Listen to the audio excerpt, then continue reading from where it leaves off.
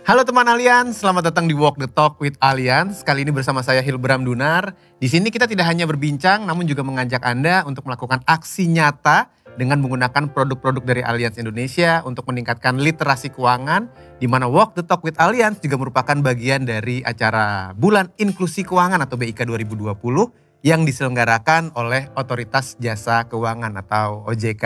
Nah, di kesempatan kali ini tentunya setiap tahun di bulan Oktober merupakan bulan inklusi keuangan di mana masyarakat Indonesia diharapkan dapat lebih memperoleh informasi tentang inklusi keuangan.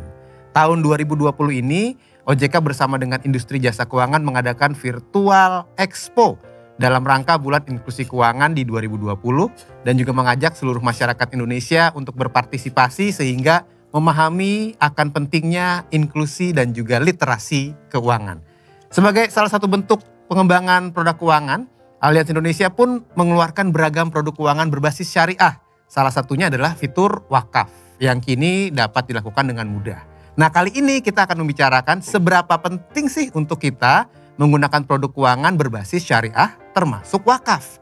Bersama 3 orang narasumber yang sudah hadir bersama-sama dengan saya, kita akan berbincang-bincang dengan muslimah muda yang berprofesi sebagai entertainer, pebisnis, juga seorang ibu, 2 orang anak. Ada Nikta Gina. Assalamualaikum. Waalaikumsalam. Apa kabar Gina? Baik, alhamdulillah. Nanti kita jelaskan bagaimana kiprah Gina sebagai seorang pebisnis di era pandemi. Asik, luar biasa. Luar biasa. Lalu juga bersama Ustadz Erik Yusuf. Assalamualaikum Ustadz. Waalaikumsalam warahmatullahi Terima kasih waktu wabarakatuh. sudah dihadirkan untuk bisa bersama-sama dengan kita Ustadz. Ustadz tentunya sebagai pendiri pesantren kreatif IHAKI ya Ustadz ya.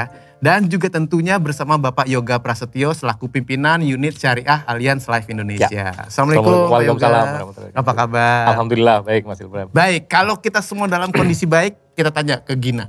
Apakah dalam kondisi pandemi ini semuanya baik-baik saja? Insya Allah. Gak bisa bilang iya baik-baik saja, tapi insya Allah semuanya terkendali lah. Oke, kita mulai dari entertainernya dulu, job-job MC-nya. Job-job MC-nya sekarang udah nggak di lokasi ya. Sekarang masih alhamdulillah masih jadi MC, masih membawakan acara tapi hanya secara virtual. Oke, di rumah. Gitu, di rumah. Di rumah. Paling siaran radio aja yang masih datang ke lokasi. Oh bisa loh sebenarnya dari rumah juga. Bisa. Bisa. Jadi ada alatnya itu ya kalau kita. Oh malah ngajarin ini malah enggak ya. Udah sempat waktu itu siaran di rumah, tapi sekarang kembali ke kantor. Oke, gitu. itu kalau dari entertainer. Iya. Tapi yang menarik tentunya adalah bagaimana di bisnis, kan bisnis kuliner. Ada bisnis kuliner, ada juga bisnis hijab. Wah, kasih tahu dong teman Allianz apa aja bisnis kulinernya, kemana. Oh, aku bisa promosi di sini. Enggak ngasih tahu aja, ya ampun. Ya kesempatan lah ibaratnya sambil menyelam minum air boleh kali ya. Jadi aku alhamdulillah punya usaha hijab gitu. Itu namanya Trinikta. Nanti dilihat aja di Instagramnya ya. Ini kayak brand ya. Terus aku juga punya sekarang baru-baru ini gara-gara PSBB juga. Itu akhirnya tiba-tiba kita punya usaha Surabi Mini gitu. Nanti langsung di swipe up aja. Oke, salah. Okay. Emang Iga live. Iya, gitu. Iya kayak story ya. Ada perubahan nggak kondisinya di masa pandemi ini? Atau gara-gara itu malah membuat bisnis gara-gara pandemi? Kalau hijab memang aku udah 3 tahun. Dari 3 tahun yang lalu memang udah punya usaha hijab. Tapi kebetulan emang kalau yang hijab ini base-nya kan online ya. Jadi emang dasarnya dia sudah online. Perubahannya adalah mungkin biasanya kita suka kalau launching hijab segala macam, kadang-kadang kita suka mengadakan kayak gathering gitu. Atau misalnya kayak temu teman-teman customer loyal kayak gitu-gitu. Nah sekarang itu udah nggak ada yang kayak gitu-gitu. Jadi kita memanfaatkan semua cara online untuk marketing, untuk jualan, untuk launching produk-produk baru tuh benar-benar semua kekuatannya hanya dari sosial media dan pokoknya semuanya via online gitu. Jadi udah nggak ada lagi yang berbau-bau offline deh, store-store, bazar-bazar gitu yang biasanya tuh sangat menguntungkan gitu loh buat kita, tapi ya akhirnya ya nggak bisa kan karena mall-mall juga ditutup seperti itu. Nah kalau usaha kuliner kebetulan waktu itu usaha Surabi Mini itu memang sebenarnya itu makanan yang biasa dibikin sama ibu aku. Tapi waktu itu gara-gara PSBB Terus udah gitu tiba-tiba kayak muncul ide nih surabi lucu juga kali ya kalau dijualin gitu, lumayan nih siapa tahu laku gitu. Iseng-iseng open PO via story doang, toto ternyata yang respon banyak gitu. Akhirnya dari hanya sekedar iseng-iseng, sekarang di tengah PSBB ini jadi kayak rezeki baru gitu, alhamdulillah. Oh, jadi itu nggak sengaja tadinya Awalnya awalnya? nggak sengaja. Yang masak Gina atau ibu? Mama aku. Saya hanya sebagai admin. Uangnya ke Gina atau ke? Ke ibu saya. Oh, iya. Ke ibu saya, tapi saya dapat bagian dong. Ya kan, ikut kerja juga. Untung jujur, Iya, jujur. benar. Ya tapi yang menarik ya kalau kita bicara mengenai kita bicara mengenai literasi keuangan ya Gina. Iya. Terutama di masa pandemi seperti sekarang. Apakah ada perbedaan cukup signifikan, terutama kita bicara dari pendapatan ya, sebelum dan juga saat pandemi seperti sekarang? Mungkin kalau misalnya dari segi bisnis aku, dibilang ada penurunan, bisa jadi emang ada penurunan gitu. Tapi kalau misalnya dari segi syuting, aku nggak tahu kenapa ya, aku selalu percaya bahwa rezeki itu datang dari mana aja gitu. Jadi aku sempat berpikir kayak, aku dan suami sempat berpikir kayak, aduh kita banyak nolakin syuting nih, kita takut sama lokasi syuting, kita takut masuk ke studio segala macam gitu ya. Tapi alhamdulillah kayak ada aja sih rezeki yang datang gitu ya, maksudnya kayak membangun usaha surabi ini pun juga di tengah ketidaksengajaan, di tengah PSBB ini taunya mungkin itu kayak pengganti dari syuting-syuting yang gak kita kerjain, dapat rezeki baru yang hanya di Masya rumah Allah. aja seperti itu gitu. Jadi Ngalir terus. iya, jadi aku tuh selalu kayak merasa yakin lah sama suami aku bahwa sama kita berdoa, berusaha, kan katanya Allah sesuai dengan sangkaan hambanya ya. Jadi yakin aja walaupun PSBB kita tetap bisa menghasilkan rezeki. Ya udah alhamdulillah sih, so far so good gitu. Alamin. Kalau gitu kita masuk ke Ustadz Erik kalau begitu. Bicara mengenai ya kita memang mengalami masa pandemi, tapi bukan berarti kita takut, diam saja, lalu khawatir ditinggal oleh Allah atau kita malah meninggalkan Allah, Masya Allah gitu kan. Tapi tentunya kita punya harapan baik. Nah, terbukti sama Gina, ada aja sumber-sumber rezeki. Emang begitu ya, Tat? Ya, alhamdulillah ya. Jadi intinya sebetulnya kalau kita lihat, wa may yattaqillah yaj'alhu makhrajan wa yarzuqhu min haitsu la yahtasib. Jadi kalau Allah berfirman itu begini, bertakwalah kamu ya. Kita nih mesti bertakwa aja. Kalau kita bertakwa kepada Allah, urusan sesulit apapun akan Allah beri jalan keluarnya. Dan wa yarzuqhu kata Allah, dan masalah rizki Allah akan datangkan dari arah yang kita tidak duga-duga. Nah artinya Amin.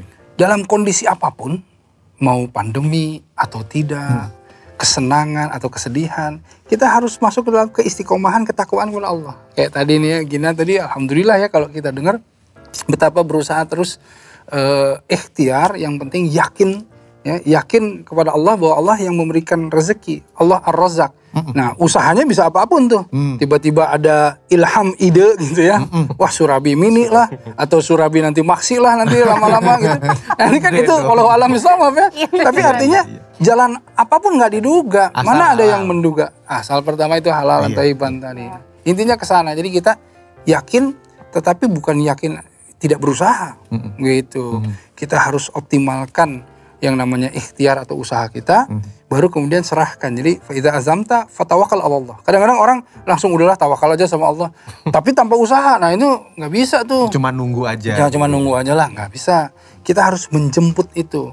Jadi azam itu upaya yang maksimal, yang optimal dari kita, ikhtiar yang kemudian kita lakukan. Kemudian dari ikhtiar itu jangan lupa di awal, di tengah, di akhir, di kapanpun, dimanapun, tawakal kepada Allah. Masya Allah. Tat, kalau kita bicara mengenai masalah pandemi seperti sekarang, di mana semua orang mendapatkan cobaan, tentunya kita selalu beranggapan, berpikiran baik bahwa cobaan ini merupakan langkah-langkah yang Allah berikan kepada kita untuk kita lulus. Naik kelas ke kelas berikutnya. Kita semua lagi dapat cobaan. Insya Allah kita semua naik kelas ya. Insya Allah. Amin. Iya. Tapi kan kadang-kadang kita ngerasa, ya Allah cobaannya kok gak selesai-selesai ini. Dari pengalaman Ustadz deh, apakah juga mengalami atau suka ada pertanyaan-pertanyaan seperti itu, Tad? Ya tentu ya, kita kan manusia ya. Kalau ini Ustadz juga manusia. Iya, Ustadz juga manusia. Jadi betul. intinya ujian atau misalnya kita merasa bahwa kita sedang dalam kesulitan, tentu itulah sebetulnya terbukanya ladang amal kita. Atau sebaliknya, bisa jadi tergantung bagaimana kita mensikapi itu. Iya, iya. Nah, karenanya di dalam pemahamannya begini. Seringkali kita kalau ujian SD ke SMP kan Mas Ilbam lulus pasti kan? Alhamdulillah. Tapi waktu SD ujian sulit nggak? Sulit banget. Sulit. Sekarang aja masih sulit ngejar. SD ke SMP sulit, tapi mau dan kemudian naik kelas. Iya. SMP ke SMA sama. Sulit. SMA ke universitas masuk sama. Ngerjain S1 Skripsi. sama, skripsi, tesis juga sama, S2. Aduh ini nggak, apalagi yang ngambil S3 nggak sulit ya, nggak selesai. Nah, artinya kenapa orang itu juga ingin meningkatkan kualitas dirinya. Nah, jadi ujian-ujian ini juga harus dipahami bahwa insya Allah ketika kita lulus kita ini ditingkatkan derajatnya oleh Allah. Apalagi kalau kita memahami segala kesulitan, bahkan dari Aisyah radhiyallahu anha ya, tertusuk duri pun itu jadi mekanisme pengguguran dosa kita kalau ikhlas. Iya, gitu. betul. Kalau ikhlas, kalau ketusuk diri terus kita maki-maki, ngomel malah jadi dosa kan. Ini siapa nih? Oh, kan repot. Tapi kalau kita ikhlas, ya Allah jadikanlah penggugur dosa insya Allah. Nah, mekanisme pandemi ini yang saya khawatirkan kalau boleh saya tambahkan begini. Ada satu ulama yang menyebutkan bahwa kita ini sekarang PSBB atau di lockdown ya, kita sulit ke masjid ya, berjamaah di masjid. Bagaimana ritual-ritual yang kolektif tidak bisa dilakukan gitu.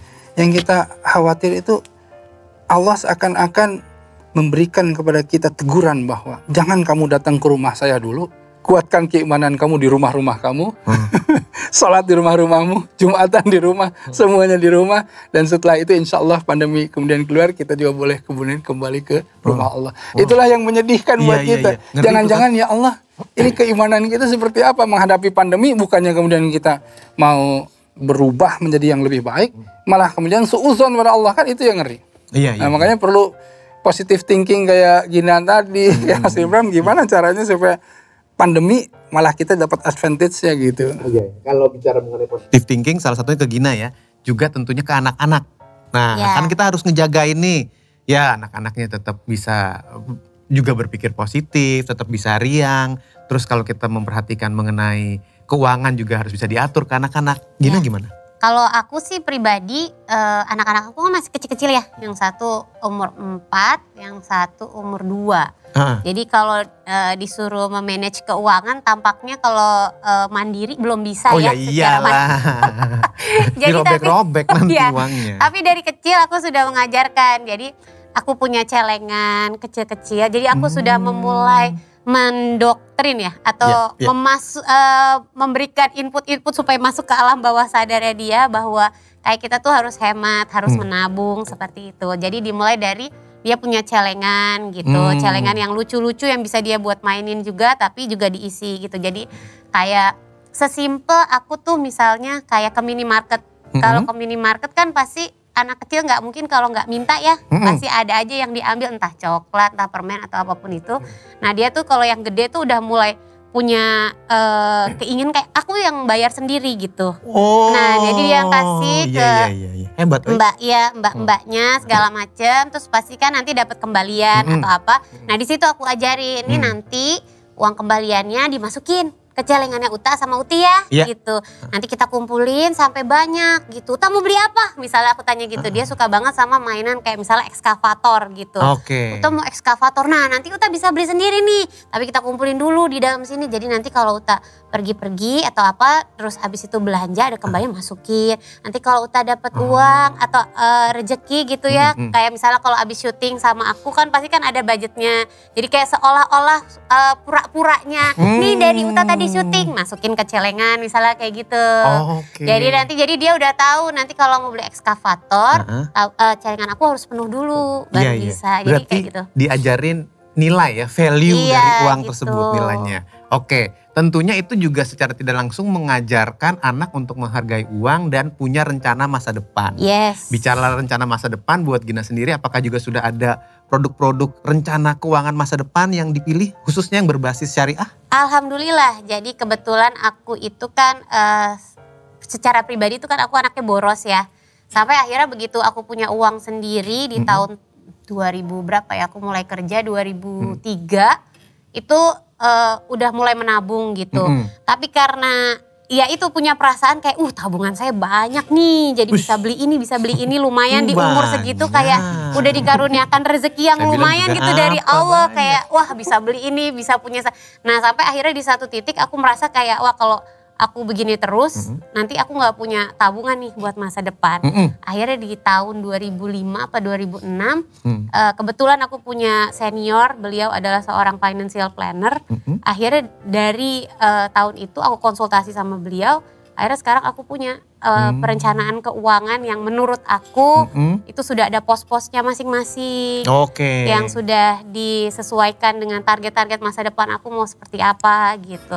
Termasuk juga di dalamnya ada beberapa kayak investasi syariah juga gitu. Wah keren. Kalau ngomongin investasi syariah tentunya mumpung lagi ada ahli-ahlinya, boleh loh kalau sekaligus mau nanya-nanya apa ke Ustadz, ke Pak Yoga gitu. Siapa tahu ada tips-tips tertentu kira-kira investasi syariah seperti apa yang cocok untuk Gina. Nah kayak gimana tuh Pak? Pak Yoga coba. Pak Yoga. Kalau dilihat dari Gina nih kira-kira investasi apa nih? Jadi kalau bicara tentang investasi itu kan sebetulnya spektrumnya banyak ya. Nah salah satunya adalah upaya untuk melindungi investasi itu sendiri. Nah salah satunya adalah asuransi. Dan kami di Allianz itu memang mempunyai satu produk asuransi yang basisnya itu syariah gitu. Tapi tetap nggak boleh asuransi itu dibilang sebagai investasi. Karena asuransi tujuannya adalah untuk melindungi dari apa yang sudah kita upayakan, sudah kita hasilkan. Kadang-kadang kan orang sering rancu ya.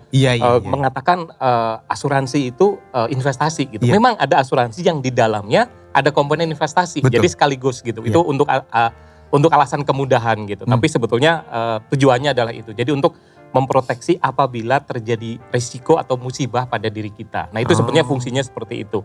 Nah yang kami punya salah satunya adalah yang didasarkan basisnya itu adalah prinsip syariah. Karena kan pilihan kita banyak ya, seperti di bank, ada bank konvensional, ada yang syariah. Kan orang juga bertanya, apa sih bedanya konvensional dan syariah? Dan asuransi pun ada versi seperti itu. Terima kasih Pak Yoga, nanti kita akan bahas lebih lanjut mengenai hal itu ya. Jadi jangan kemana-mana karena saya juga ingin tanya ke Ustadz Erik Yusuf mengenai literasi keuangan khususnya di pesantren kreatif IHAKI. Seperti apa yang diajarkan? Kami akan segera kembali. Tahun ini waktunya kita buat perubahan. Jadi Allianz Life Changer, kamu gak akan jalan sendirian. Pasti dibantu sampai keberhasilan ada di tangan. I'm a life changer. Terima kasih teman Allianz, masih tentunya bersama-sama kita di Walk the Talk with Allianz. Dan masih ada saya Hilbram, Nita Gina, Ustadz Erik Yusuf, Pak Yoga. Dan membahas mengenai literasi keuangan khususnya syariah. Nah sekarang kita ke Ustadz Erik Yusuf. Kalau di pesantren kreatif IHAKI Ustadz, itu sudah diajarkan tuh berbagai produk-produk syariah atau bagaimana? Nah karena di pesantren IHAKI ini tingkatnya ini tingkat SMP ya, SMP, jadi kita baru secara luas saja memberi informasinya, tidak kemudian mendetail. Seperti misalnya apakah itu syariah ya, bentuk-bentuknya seperti apa saja, tidak kemudian lebih detail lagi. Bahkan lebih ke filosofisnya atau esensinya. Jadi seperti misalnya apa sih itu syariah? Kita lihat dari misalnya surat Al-Maidah ya ayat 48. Likulli minkum syir'atan wa minhajan. Jadi di dalam Al-Quran ditegaskan bahwa di setiap umat itu sudah diberikan jalan yang terang atau jalan yang sangat mudah dan jelas. Kenapa seperti itu? Karena kalau kita pahami syariah ya, jadi syar'u asyai'u atau misalnya syir'ah itu begini, dipahami syar'u itu jalan yang besar. Tapi kalau syir'ah itu kalau seseorang ingin mendapatkan air, ini dimudahkan agar supaya tidak perlu alat yang lain untuk mendapatkan air tersebut, gitu ya. Karena kan air sulit gitu ya. Tapi ada jalan yang mudah yang memudahkan kita untuk mendapatkan itu. Nah, jadi pemahaman yang umumnya adalah yang bisa kita tangkap yang namanya syariah itu sesuatu yang memudahkan kita untuk mendapatkan sesuatu yang kita inginkan dengan cara yang mudah misalnya gitu, yang memudahkan kita. Nah, jadi kalau misalnya kita memahami itu, tentu segala sesuatu yang masuk ke dalam syar'i atau syariah itu segala sesuatu yang mudah, yang sudah dipermudah, yang sudah dituntun dengan jalan yang sangat jelas. Begitu. Nah, yang tentu kalau misalnya kita sebut syariah itu yang Allah ridho tentunya, gitu ya. Jadi intinya ke sana. Jadi kalau kita ingin tadi literasi keuangan, saya di pesantren itu membuat yang namanya warung kejujuran. Oh, Gitu. jadi berapapun boleh jadi ngasih. jadi di situ nggak ada nggak ada CCTV ya, nggak ada yang namanya penunggunya dan lain-lain. Dia bisa ambil, dia kasih uangnya di sana, ambil kembaliannya sendiri, taruh aja. Nah, di sana dilatih anak-anak untuk berbuat jujur. Nanti kita kemudian di setiap per 2 pekan kita periksa apakah sama nggak gitu.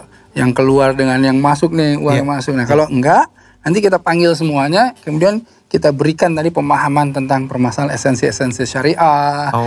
Permasalahan syariah itu kenapa orang tidak boleh riba ya, tidak boleh kemudian ada perjudian mesyir, tidak boleh gharar, ketidakpastian, tidak boleh ada tadlis atau penipuan gitu. Nah, kalau salah seorang sudah mempunyai niat yang tidak baik atau melakukan hal yang tidak baik, dia akan merusak syariah itu.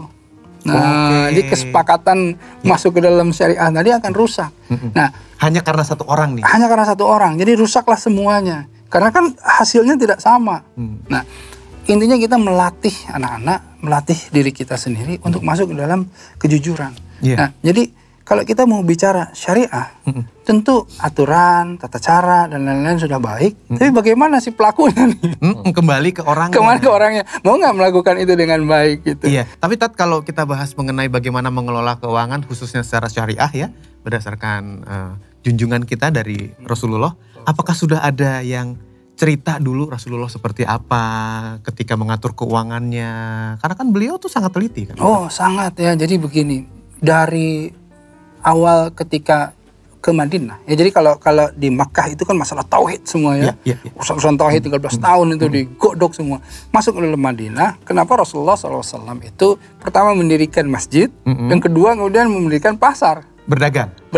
Nah, jadi intinya persoalan jual beli, muamalah, ini semuanya dibahas tuntas. Nah, gitu. Jadi segala sesuatu permasalahan seperti kalau kita lihat jual beli, ada bahkan gadai, semuanya dibahas tuntas di situ. Karena memang perilaku keseharian kita kan bermuamalah dari mulai barter sampai kemudian jual beli dan lain-lain, itu semuanya ada.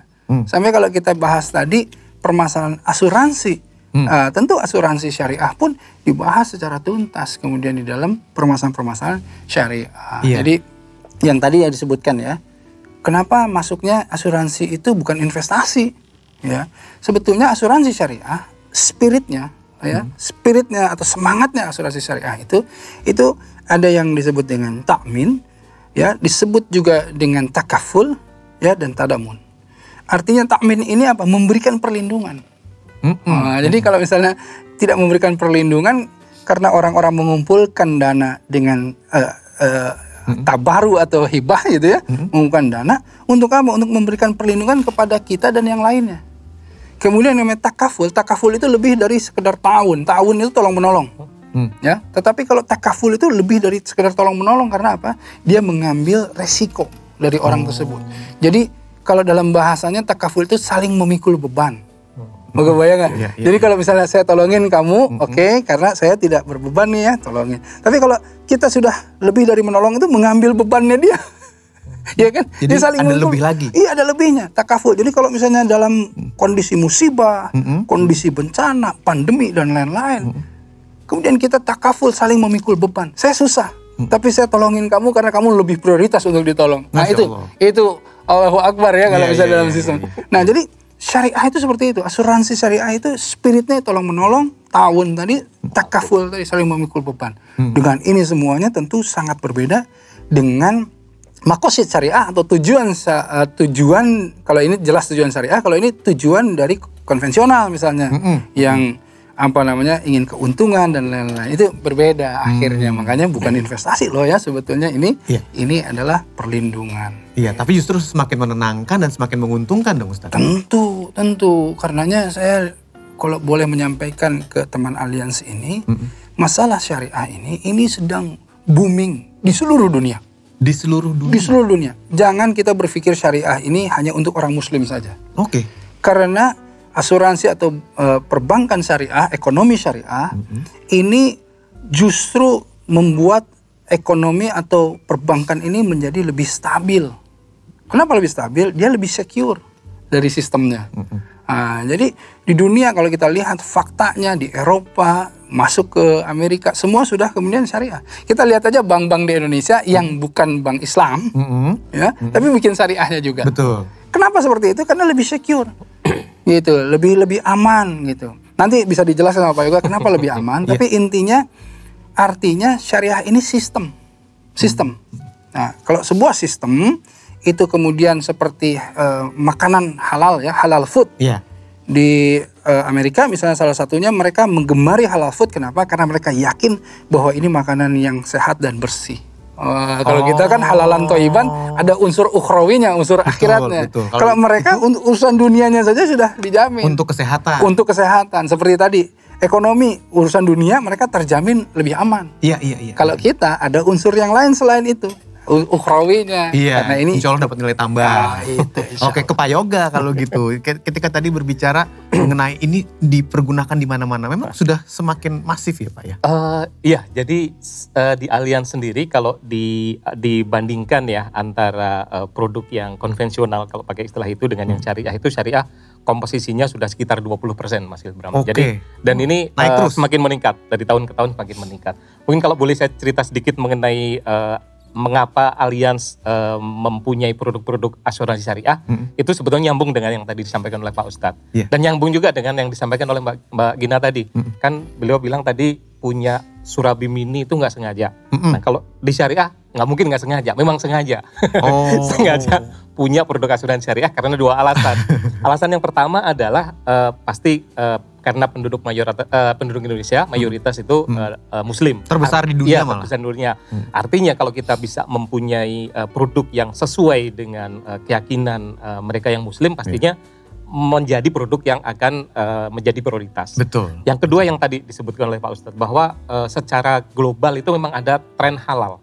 Kalau dilihat di laporan Islamic Global Economy itu sebetulnya ada 7 spektrum yang mulai dari kosmetik, travel, kemudian ada obat-obatan, farmasi, dan salah satunya adalah keuangan. Berbasis halal. Berbasis halal gitu. Ya seperti tadi mungkin dengan istilah lain adalah menggunakan prinsip-prinsip syariah gitu. Iya. Jadi yang ditekankan di dalam keuangan atau asuransi yang berbasis syariah itu adalah nilai-nilai yang sifatnya adil, kejujuran, terhindar dari tadi ketidakjelasan, terhindar dari riba dan sebagainya gitu. Nah nanti mungkin kalau mau secara spesifik apa bedanya asuransi yang syariah dan yang konvensional mungkin bisa kita dalami lagi. Tahan dulu bagian yang itu. silakan. Saya ke Pak Ustadz dulu. Terutama ketika kita bicara mengenai hukumnya, ya ini penting nih gini. Hukumnya kita sebagai umat Islam menggunakan produk-produk syariah itu seperti apa sih, Tat? Ya alhamdulillah ya kalau misalnya ditanya seperti ini, saya menyampaikannya senang sekali. Bahwa kita wajib masuk dalam syar'inya. Ya karena kan kalau kita nih orang muslim itu ya kalau misalnya dia tidak punya syariah, mau kemana lagi? Kan muslim itu dituntun di jalan yang besar yang tadi saya bilang, di dalam syariat. Gitu. Jadi artinya semuanya harus dalam syariat. Gini, minum pakai tangan kanan, itu syariat. Bismillahirrahmanirrahim sebelum minum, itu syariat. Iya. Gitu. Ya kan? Keluar rumah atau misalnya masuk ke dalam rumah pakai kaki kanan. Itu syariat. Nah, jadi syariat itu bukan semua hal yang hanya berkaitan dengan ritual saja, tetapi kehidupan keseharian kita itu ada syariat. Nah, ini alhamdulillah. Jadi kafah ini artinya menyeluruh, bahkan cara tidur ada syariatnya. Coba gimana cara tidur? Cara tidur tutup mata. Ya kalau nggak tutup mata gimana tidurnya? Miring. Itu kan? Artinya bagaimana kita tiba kepada Rasulullah SAW. Tidur, miring ke kanan, menghadap ke kiblat, kan begitu. Sebelum tidur apa yang dilakukan? Nah, itu kan syariat sebetulnya. Nah, jadi alhamdulillah kalau kita ditanya, apakah sebagai seorang muslim kita wajib menjalankan syariat? Ya wajib kita jalankan syariat. Kita harus masuk dalam syariat kita. Gitu. Nah, ini kalau kita kemudian ingin lebih jauh lagi berbicara tentang, kenapa ya ekonomi Islam ini kok kayak yang tidak terperhatikan dan lain-lain. Kalau ingin membangkitkan ekonomi Islam, kita umat Islam, coba lihat, sudah berbasis produk syariah nggak nih semua? Ada nggak? Ada. Kalau ada. Ayo, ini teman-teman Allianz nih ya. Ayo, udah punya nggak? Jadi saya pernah di dalam satu jamaah gitu ya, pengajian, ada yang menggebu-gemu. Pak Ustadz, ini masalah syariah begini. Waduh, panjang lebar. Iya. Saya cuma diam dengerin dan kemudian saya tanya, saya boleh bertanya nggak satu? Iya. Antum sudah punya nggak produk syariah? Banking syariah? Diem dia. Waduh. Jadi panjang lebar tapi dia sendiri tidak masuk ke dalamnya. Bagaimana cara membangkitkan itu semuanya kalau kita nggak mau? Kayak misalnya gini, bagaimana produk-produk Indonesia bisa laku? Kalau kita sendiri nggak mau beli. Iya. Kita orang Islam, siapa lagi yang mau pakai syariah? Kalau kita nggak mau pakai, itu. Iya, makanya langsung hubungin Pak Yoga. Sebelum kita break Bisa aja Mas Yuda. Gin, ada yang mau ditanyakan dulu nggak, Gin? Sejujurnya sih tadi udah terjawab sih. Tadi aku pengen tanya yang soal seberapa harus sih kita menggunakan produk-produk syariah gitu sebagai seorang muslim. Tapi tadi sudah dijawab, jadi nanti aku berpikir lagi. Oke. Nanti kita kasih pertanyaan lagi, Iya, yang lain lagi. Iya. Habis ini kita akan ngobrol dengan Pak Yoga. Terutama kita juga ingin tahu sebenarnya kalau dari sisi wakaf ya, wakafnya itu seperti apa. Lalu bagaimana menjamin kesyariahannya ini seperti apa teman-teman dari Allianz Syariah. Supaya lebih jelas lagi, jadi pastikan tidak kemana-mana karena kita akan segera kembali ya.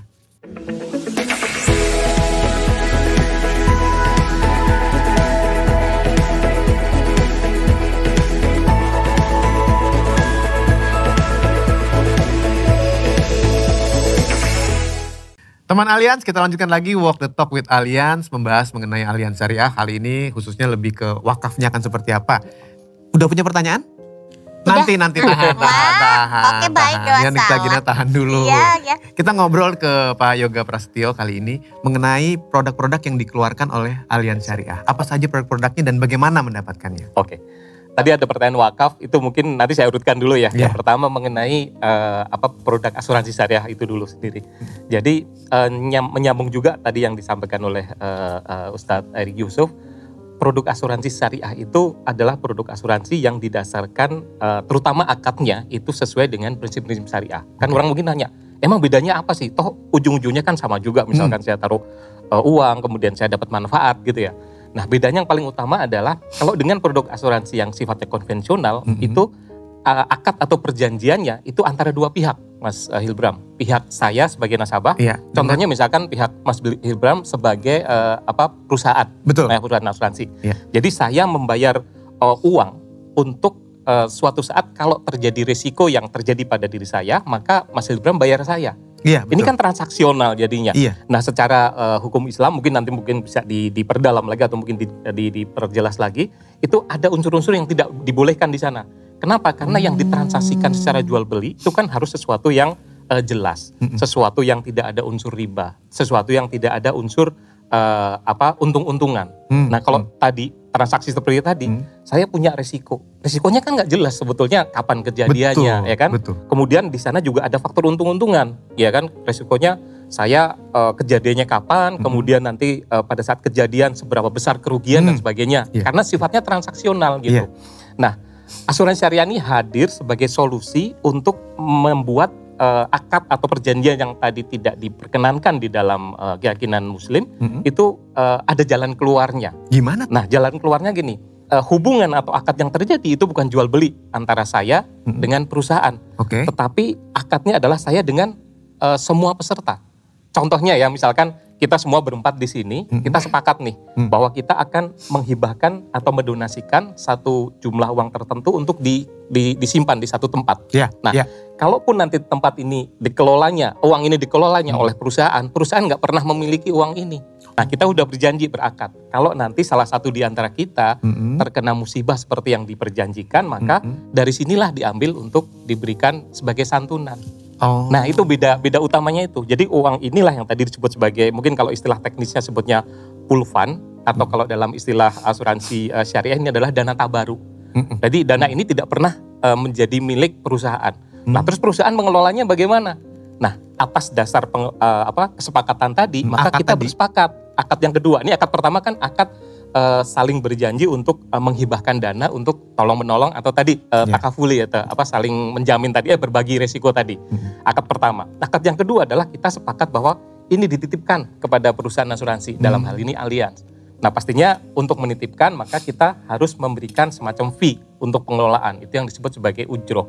Jadi itu bedanya asuransi yang dikelola secara konvensional dan asuransi yang dikelola dengan prinsip syariah. Gitu, ke Ustadz Erik Yusuf dulu berarti. Ya silakan. Begitu ya Tate. Jadi itu memang aturan atau nilai-nilai yang harus kita perhatikan pada saat syariah. Betul, pertama tidak boleh dua akad ya. Jadi harus ada pemisahan jelas. Yang satu ini akadnya apa? Tadi tabaru, ya artinya hibah. Ayo sama-sama kita kalau ada yang dapat bencana dan lain-lain, kita bisa mendapatkan dari dana ini. Tabaru itu artinya sebenarnya non profit. Ya, tabaru itu dengan keikhlasan kita melakukan sesuatu tanpa kemudian kita menginginkan atau komersialisasi di sana. Nah, tetapi setelah itu dana ini ya kemudian ada akad yang lain untuk kemudian dikelola. Si pengelola ini atau perusahaan tadi dia mendapatkan fee untuk mengelola dana ini. Nah memang inilah yang sebetulnya di dalam syariah yang dituntun atau diarahkan. Jangan sampai satu dengan yang lain itu akhirnya menzalimi. Itu kalau yang itu bagaimana tuh Pak Yoga? Yang mungkin bisa di-highlight adalah bahwa di asuransi syariah tadi selain pengelolaannya juga memang benar-benar harus memastikan bahwa janji yang dibuat di awal itu ditepati. Dari sisi kita sebagai nasabah, makanya kalau di asuransi syariah sebetulnya disebutnya bukan nasabah tapi peserta. Karena kan kita sama-sama menghibahkan dana tertentu. Nah, itu niatan awalnya sebetulnya adalah bukan niat saya mengambil untung kalau terjadi risiko. Itu kan yang nggak boleh ya Ustadz ya. Jadi saya membayar sesuatu, kemudian saya mengambil untung kalau terjadi risiko. Nah, itu kan niatnya yang sebenarnya nggak boleh. Nah, di dalam asuransi syariah ini juga dibarengin dengan niatan bahwa niatnya sebetulnya saya membantu orang lain. Dengan cara apa? Menghibahkan sebagian dana tadi.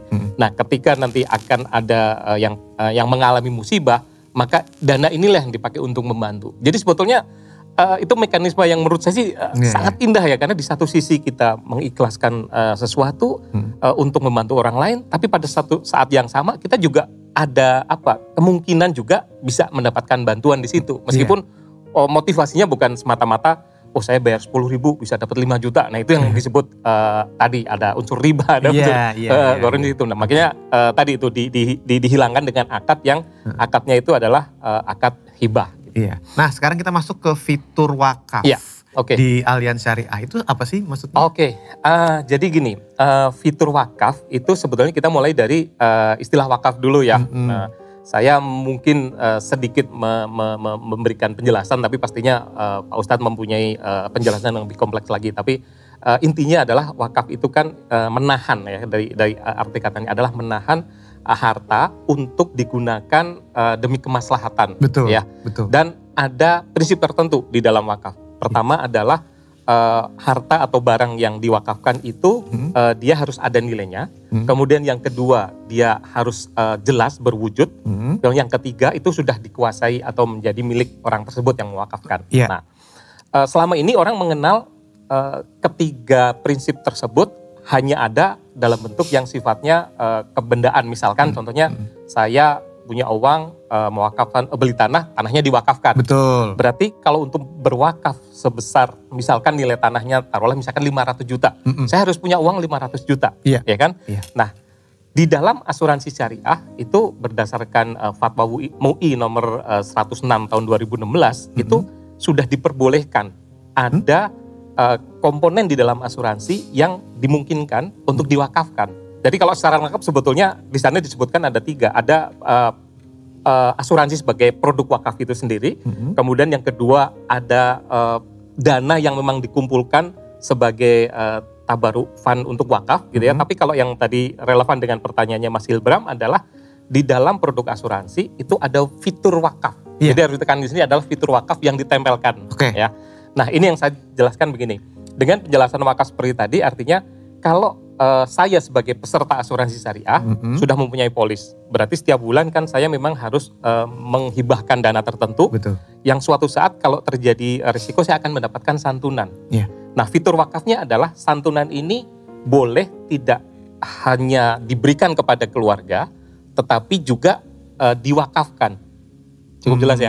Jadi misalkan terjadi risiko pada diri saya, ya suatu saat misalkan kemudian keluar sejumlah dana, maka sekian persen dana tersebut bisa saya wakafkan Oh. Diperjanjikannya tuh di depan.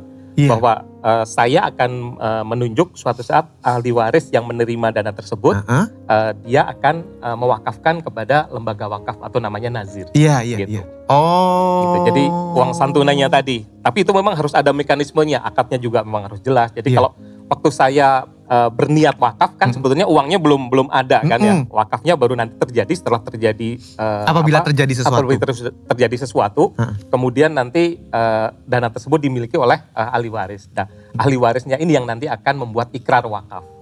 Ikrar wakafnya antara ahli waris dengan nazir atau pengelola wakaf. Tapi itu udah dibuat administrasinya di depan dulu. Oh, jadi tinggal jalan saja. Betul. Jadi ketika nanti terjadi kejadian itu, tinggal dilaksanakan. Menarik sekali itu kalau ya, Pak Yoga ya. Tapi nggak boleh semua. Nggak boleh semua. Prinsipnya nggak boleh semua. Jadi kalau misalkan saya 5%. mewakafkan santunan yang memang diterus di dalam polis 1 miliar gitu, nggak boleh semua. Itu maksimal cuma 45%. 45% maksimal. Iya. Oh, itu tujuannya memang begitu betul, ya? Begitu 45%. Itu aturan dari ya mungkin gitu dong Gin, diwakafin. Oh gitu. Diwakafin. Wakafin ke sini. Yang Nggak mana? boleh ya? Yang Nggak boleh yang ya? tadi yang banyak. Yang banyak tadi. Tapi berarti semua orang boleh ya Pak? Bisa Pakai semua orang, fitur wakaf, nggak ada asalkan memang syarat-syarat dia khususnya mempunyai ya? produk asuransi syariah. Oh. Tapi mungkin saya tambahkan sedikit satu lagi. Kalau yang tadi saya sebutkan wakaf yang sebagian tadi itu adalah wakaf dari uang santunannya. Nah, produk asuransi ini memang pada dasarnya kan macam-macam. Salah satu produknya ada produk asuransi yang di dalamnya juga ada unsur investasi. Jadi dana yang kita hibahkan tadi tidak hanya cuman untuk hibah, istilahnya kayak ngisi kotak amalnya, tapi juga dititipkan ke Allianz dalam bentuk tolong ini diinvestasikan, tapi dengan prinsip syariah. Nah ini kan dana ini masih miliknya peserta atau nasabah. Nah ini juga dikelolanya terpisah, ini juga bisa diwakafkan. Ada prinsipnya juga, kalau yang ini tidak boleh lebih dari sepertiga. Sepertiga dari yang terbentuk. Karena kan demi kemaslahatan juga ahli warisnya kan pastinya membutuhkan. Jadi nggak boleh 100% diwakafkan. Berarti sebenarnya banyak pilihan yang bisa dilakukan dan insya Allah ini bisa bermanfaat untuk kita semua. Betul, iya. insya Allah. Harapannya sebenarnya seperti apa sih Pak Yoga? Harapan dari dengan fitur wakaf ini yang sudah dikeluarkan, dengan dari teman Allianz untuk bisa bergabung dengan Allianz Syariah. Iya betul. Jadi sebetulnya fitur wakaf ini adalah sesuatu yang unik yang memang hanya ada di dalam produk asuransi syariah. Kalau kita bicara produk asuransi syariah sebenarnya sebagian besar memang produk itu mirip-mirip saja nih dengan yang konvensional gitu. Nah dengan adanya fitur wakaf ini asuransi syariah jadi mempunyai sesuatu yang berbeda, menjadi pembeda. Dan pembedanya ini yang sebetulnya sekarang sedang kita coba sosialisasikan sehingga orang ini bisa istilahnya kalau dia bisa ingin mempunyai niat berwakaf itu tidak harus ketika orang ini benar-benar mempunyai sejumlah dana besar yang diwakafkan, tetapi bersamaan dengan dia tadi melakukan hibah dana, kemudian juga menyisihkan dana untuk investasi.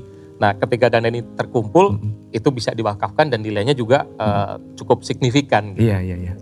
Ada yang udah tanya kan? Gini?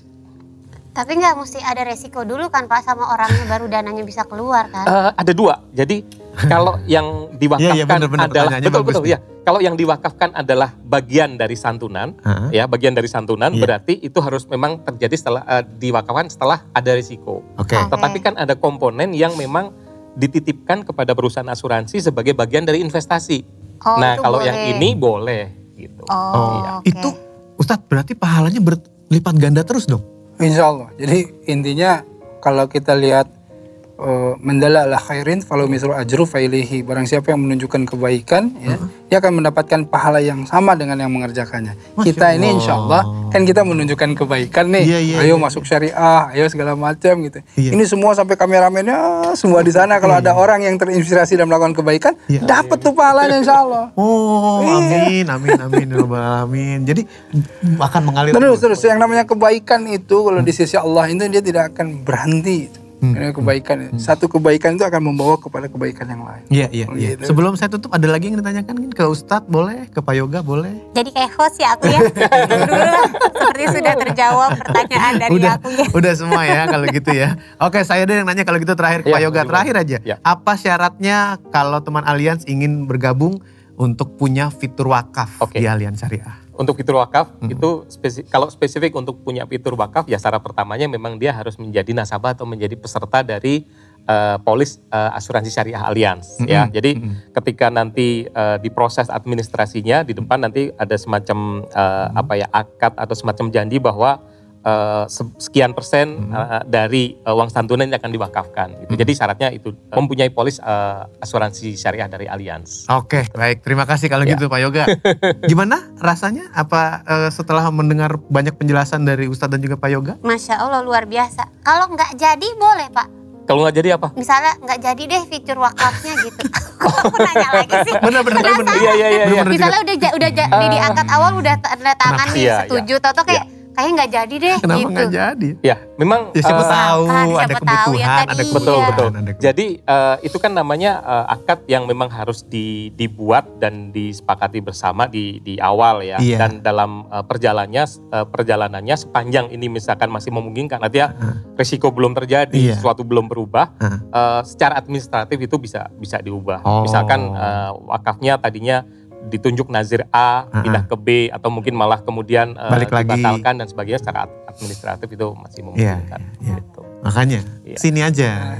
Apa tuh? Sini kan mau ikut wakaf kan? Iya makanya bilang tadi pertanyaan kalau nggak jadi gimana karena abis ngelihat kan. Dia kasihan sama kita ya kalau gitu ya ternyata ya. atau yang ini jadi 5%, yang ini 10%. Lah, Ustadz kok malah ikutan minta juga. Tapi pertanyaan yang menarik bukan ikut wakafnya, tapi apakah semua orang bisa seperti yang tadi disebut Pak Ustadz, ikut menyebarkan informasi kebaikan ini. Iya. Nah kalau pertanyaannya itu, jadi saya nanya sendiri jawab sendiri ya. Iya betul. Kalau pertanyaannya itu boleh karena Allianz punya apa yang istilahnya life changers gitu ya. Jadi kami atau siapapun bisa yang merasa bahwa ini adalah informasi yang bagus ya, kemudian bisa disebarkan kepada orang lain dan dia bisa ikut dalam komunitas ini, maka itu bisa menjadi bagian dari profesi dia juga. Nah itu yang disebut sebagai life changers. Sebagai penutup Pak Yoga, gimana caranya kalau ingin menjadi life changers? I'm a life changer. Pertama sih langkah pertamanya bisa browsing di website kami gitu ya. Di sana ada informasi khusus mengenai apa itu life changers, bagaimana menghubungi dan sebagainya. Karena nanti begitu seseorang tertarik maka dia akan harus memilih prosedurnya juga. Jadi di sana nanti dia akan dikonekkan dengan salah satu mungkin tim atau mungkin kita sebutnya leaders yang memang bisa membimbing dia untuk bisa menjelaskan semuanya dengan secara lebih proper dan secara lebih tepat. Oke, nah itu bahasan lanjutnya kita akan lebih detail membahas mengenai life changer di kesempatan yang lain, ya Pak Yoga ya. Siap. Pak Ustadz ada yang ingin disampaikan? Mungkin kesimpulan dari pembahasan kita? Baik, teman Allianz, insya Allah yang dirahmati Allah. Jadi intinya bagaimana kita bisa mempunyai izzah ya, atau kemuliaan atau harga diri kita jika seandainya kita tidak menghargai kita sendiri, agama kita sendiri, tata cara kita sendiri. Karenanya ayo kita mulai dari sekarang mulai menghargai kehidupan kita, agama kita, tata cara berperilaku kita dengan apa? Dengan masuk ke dalam tuntunan-tuntunan salah satunya syariah. Ya, jadi bagaimana mengelola ekonomi atau keuangan dengan cara yang syar'i, bagaimana kita rumah tangga dengan cara juga yang syar'i, semuanya setiap kehidupan kita, dan insya Allah semua itu tidak lain itu dengan niatan bagaimana kita lillahi ta'ala agar supaya kita semua yang kita lakukan menjadi ladang amal ibadah kita. Amin ya robbal alamin. Terima kasih Ustadz Eri. Kalau begitu Pak Yoga, Dr. Gina juga terima kasih. Kesimpulan singkatnya adalah berwakaf kini lebih mudah. Terima kasih untuk Allianz Syariah. Mudah-mudahan kita bisa bertemu di kesempatan yang lain dan mudah-mudahan bisa memberikan inspirasi kepada Anda. Dan jangan lupa teman-teman ya, teman Allianz, untuk mengunjungi booth virtualnya Allianz di www.bik2020.id ya, www.bik2020.id. Mudah-mudahan Anda juga bisa mendapatkan banyak hal dari booth virtual Allianz di sana. Kita ketemu lagi di kesempatan yang lain. Sampai jumpa teman Allianz. Wassalamualaikum warahmatullahi wabarakatuh.